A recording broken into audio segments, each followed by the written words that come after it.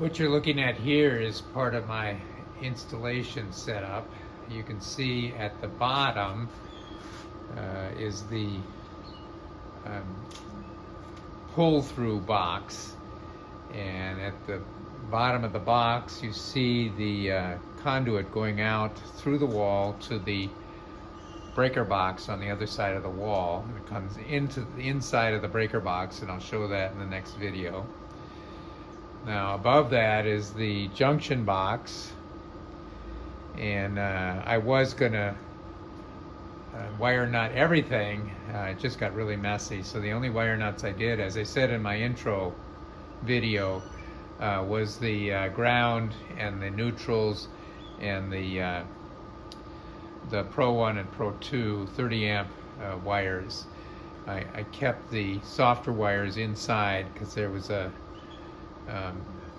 looked like a barrel protector of some sort around the wires, and I didn't want to mess with how that was set up.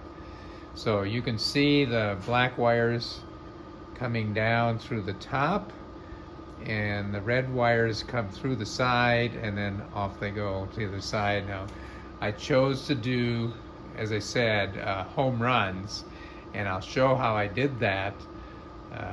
It took a little bit of research, but I got it figured out, and in my mind that's a way cleaner way to run this wire, more than the 4 feet of wire they give you. I'm now prepping to open up the smart home panel just to show off what I've got there. You can see that I've turned off the I've paused the power station, but that's not enough. You have to flip every breaker that's going through the smart home panel. So I've done that. You can see that the grid is off, the air is off. I've disconnected both of the infinity cables, so now we can presume that it's fairly safe to go inside the box. Now I'll go get my tester and make sure. You can see that the connections here are a T20 star, and there is a micro switch on the door of the panel, so it ensures that the door is closed before the station turns on. Hopefully you'll be able to hear it click on and off as I disconnect everything here.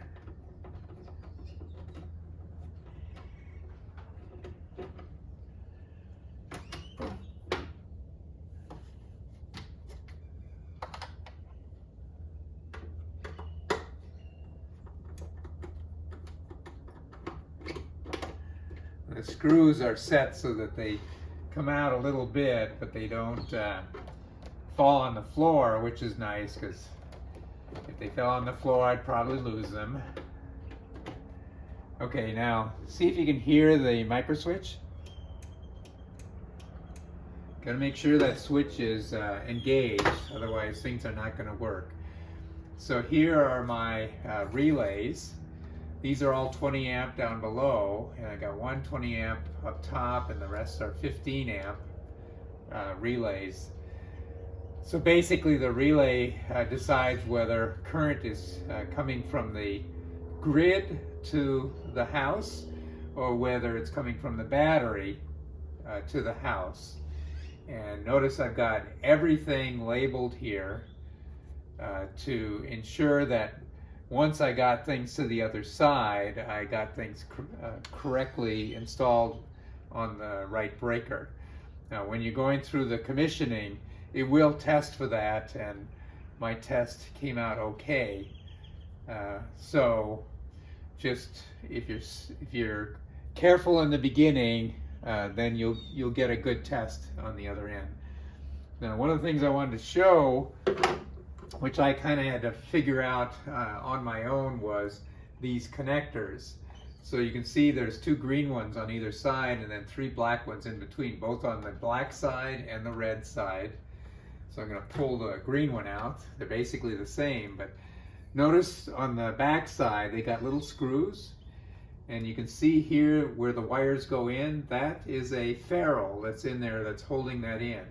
Now what I'll do is I'm going to go ahead and plug this back in, turn everything back on, hook everything back up, and then I'll show you how that ferrule works. I got a kit on Amazon, fairly inexpensive, and I put ferrules on this side of the black only, and on the reds I put ferrules on this side and the other side, because that's the side that goes under the circuit breaker. So the ferrule just seemed to make sense to give that a clean connection. So you see my ground wires here, you see the pro wires here, both the hot red and the neutral. So Pro 1, Pro 2. All right, I'm going to reconnect this thing up so I can give my wife power back. Oops. So we'll start with the upper and lower.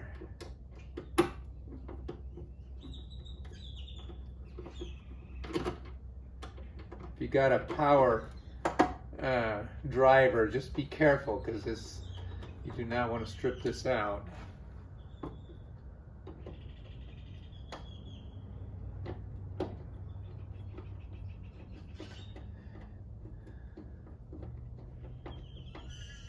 Also, while you're doing this, you want to make sure that that little micro switch engages. That was one of my early errors. I didn't quite have it seated properly, and the micro switch was not engaged, and of course the error light was on.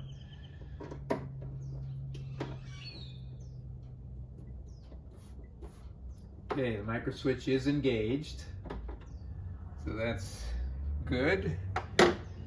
I'll clean this all up as well, but in the meantime I'm going to go ahead and reconnect things here. So let's start with the infinity cable. So this cable is for Pro 2, so I'll put that in here. It does snap into place, see, error. And then Pro 1,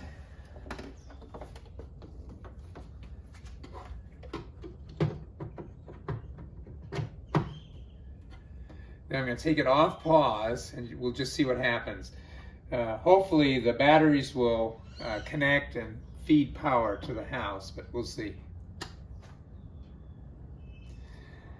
So I'm going to connect up AC1 and AC2. All right, now we're getting power to the house from the batteries. We still have an error light, so I'll have to figure that one out as well. I think it might be because I don't have the 30 amp breakers on. So I'm going to go turn those things on. We'll see if that error, oh, there, the error went away. I'm going to guess that the connection is via the internet at this point, because now power went back to my modem and Wi-Fi router, so hopefully that'll all square away. So let me go turn all the breakers back on.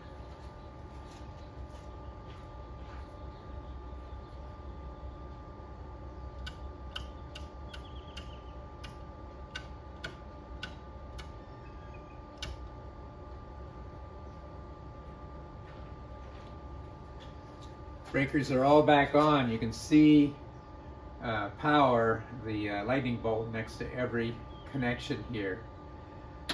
Oh, there we go. All right, everything is back on. Now the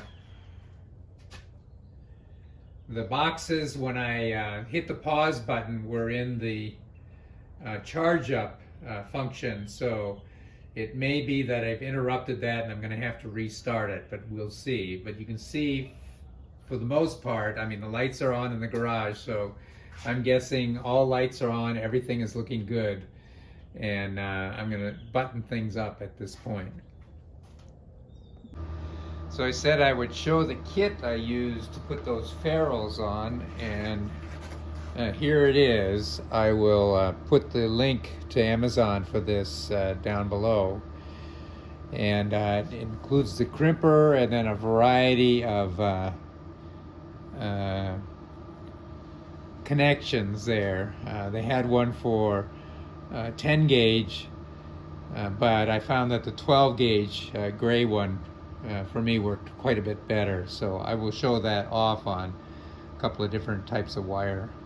So it comes in a nice little blue case, and inside you've got the crimper and instructions and a box full of different sizes of the ferrules. So I actually was looking for a nice set of lineman pliers, but they were crazy expensive, so I wound up buying this is a Milwaukee tool, and it just has a number of features that I find very useful, including the strippers. So right now I'm going to strip this wire at 10 gauge, but again the 12 seems to work a little bit better, so I take the end of it off, and you can see that the wires are a little coarse. This is a little bit less flexible than the wire that they provide with the smart home panel. This has got quite a bit more teeny wires in it as opposed to this. Now this I got from Lowe's. It's the best I could find in a box store. It's fairly flexible, and you saw that it worked pretty well inside the smart home panel. If you can find something like this, it's actually a little bit thicker, but because the wires inside are finer, it bends easier as you're going about the different bends in getting it out to your breaker box. So I'm going to take this thing, and this yellow one in the kit is supposed to be 10 gauge, and it fits over fairly easily. Actually a little too easy, so even though I crimped it, it would have a tendency to come off. So what I did was I went with the 12 gauge and just carefully spun it on, and it actually works. You can see it sticks out just a little bit, so I just back it off a bit, and I get my crimper,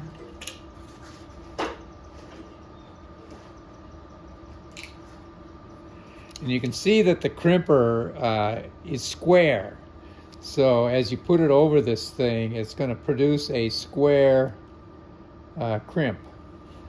So I do one crimp just straight up, and then I try and turn it 90 degrees and do another crimp without rounding the thing out. And that winds up to be a fairly decent crimp. And when you put it underneath the connectors that I showed you there that are in the smart home panel, or underneath the circuit breaker, you want to squeeze it down pretty tight so it mushes everything up. And I think this makes for a nice, neat package, so that when it's smooshing it, you get a good solid connection to the wires. Now if you don't have the ferrule on there, the wires will splay out, and you may not get as many contact points as you do with the ferrule. So I thought the ferrule was a neat idea, and that's why I went with it.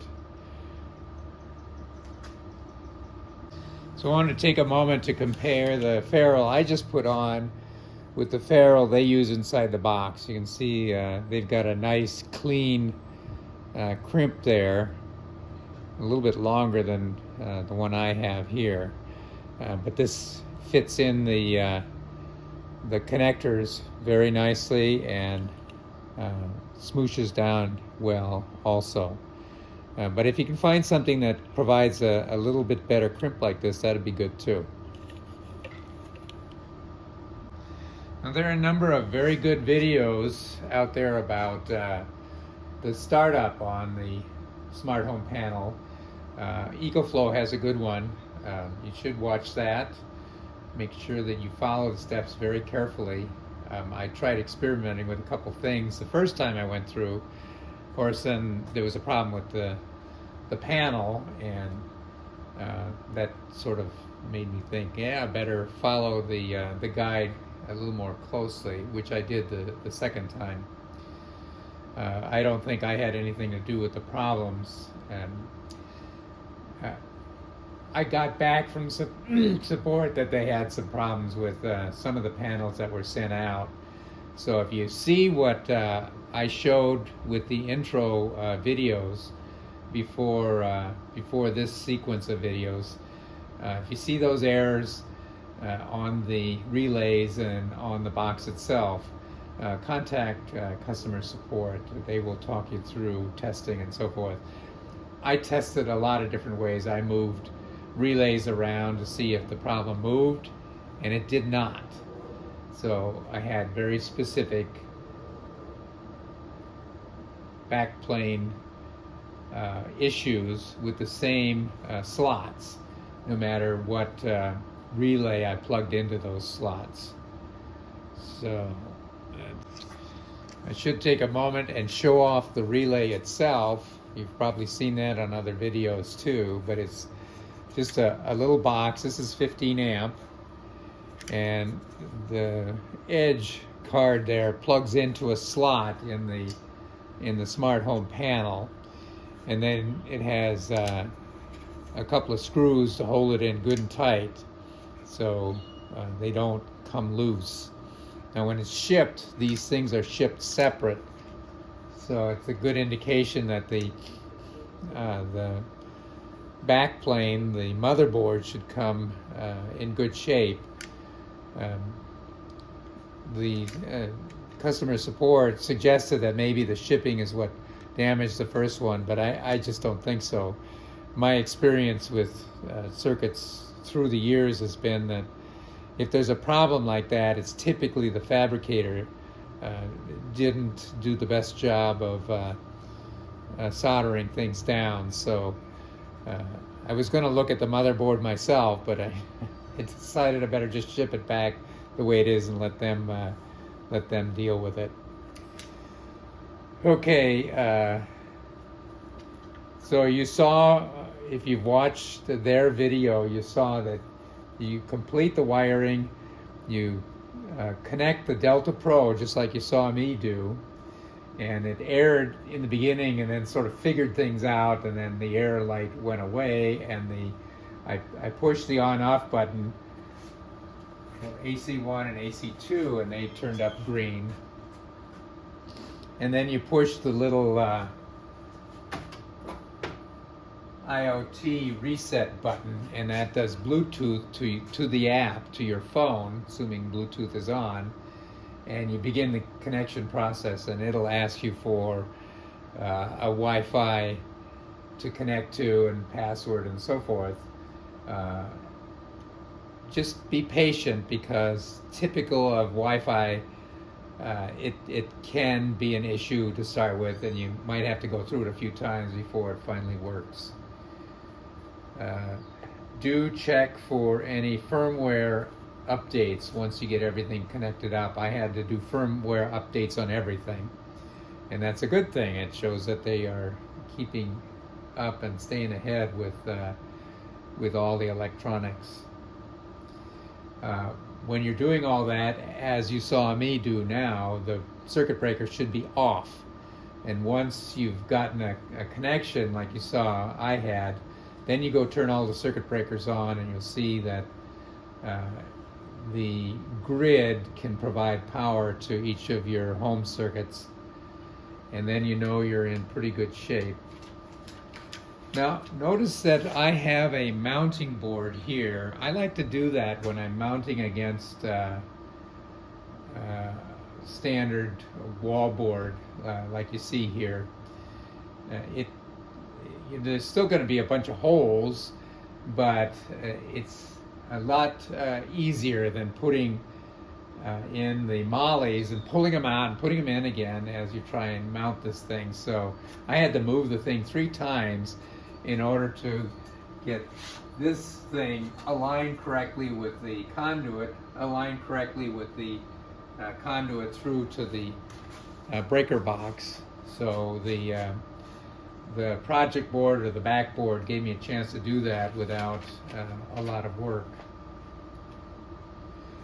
Originally, like I said, I was going to use that connection box and keep all the wiring the same, but I much prefer what I did, which was extend all the wires 7 foot so that they make it a home run from the smart home panel all the way to the circuit breaker box.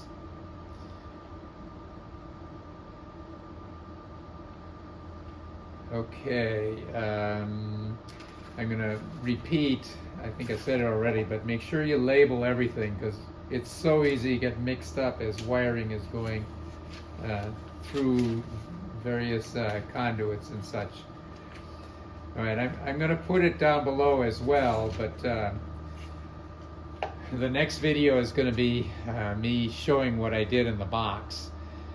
That is not a do-it-yourself project. You got to have some serious experience working in a circuit breaker or a main power box, because there's a lot of voltage going through there. It does eventually come to the smart home panel, but that's fairly well protected. But on the circuit breaker side, that box has live grids and wires and stuff everywhere, no matter how much you turn off, even the main switch turning off, unless you get the utility company to turn off all power to your house. There are going to be hot spots in there, and you got to know that, and you got to be able to work and keep yourself away from it. So I've worked in numerous panels in the past, including rewiring my home back on the East Coast. So use caution. That's all I can say. And if you need to get an electrician,